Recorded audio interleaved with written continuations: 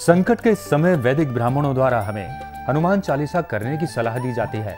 ऐसा माना जाता है कि कलयुग में हनुमान जी सबसे जल्दी प्रसन्न होने वाले जीवंत देवता हैं।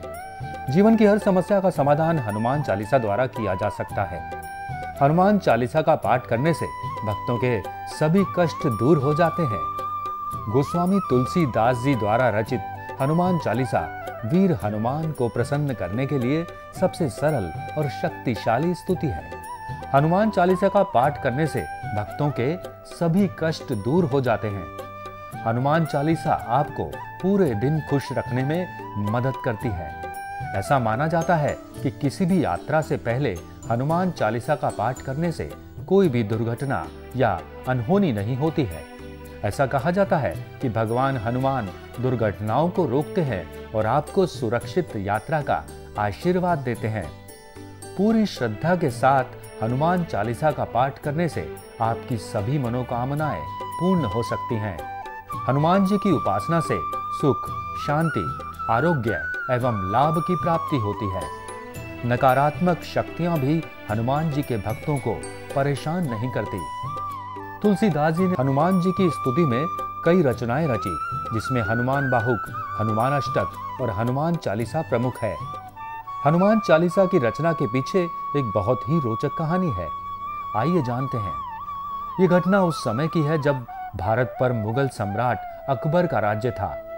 एक बार सुबह के समय एक महिला ने पूजा से लौटते हुए तुलसीदास जी के चरण स्पर्श किए। तुलसीदास जी ने उसे अखंड सौभाग्यवती होने का आशीर्वाद दिया। आशीर्वाद मिलते ही वह फूट फूट कर रोने लगी और रोते हुए बताया कि मेरे पति का अभी अभी देहांत हो गया है और आप तो राम जी के परम भक्त हैं, आप उन्हें जीवित कर दीजिए। इस बात का पता लगने पर भी तुलसीदास जी तनिक भी विचलित नहीं हुए और वे अपने आशीर्वाद को लेकर पूरी तरह से आश्वस्त थे, क्योंकि उन्हें इस बात का ज्ञान भली भांति था कि भगवान राम बिगड़ी बात संभाल लेंगे और उनका आशीर्वाद खाली नहीं जाएगा। उन्होंने उस स्त्री सहित वहां उपस्थित सभी को राम नाम का जाप करने को कहा। सभी ने ऐसा ही किया और वह मरा हुआ व्यक्ति राम नाम जप के प्रभाव से जीवित हो उठा। जब यह बात बादशाह अकबर को पता लगी तो उसने अपने महल में तुलसीदास जी को बुलाया और भरी सभा में उनकी परीक्षा लेने के लिए उनसे कोई चमत्कार करने को कहा। ये सब सुनकर तुलसीदास जी ने अकबर से बिना डरे कहा कि वो कोई चमत्कारी साधु नहीं है, सिर्फ श्री राम जी के भक्त हैं। अकबर इतना सुनते ही क्रोध में आ गया और उसने उसी समय सिपाहियों से कहकर तुलसीदास जी को लोहे की जंजीरों से बंधवा दिया।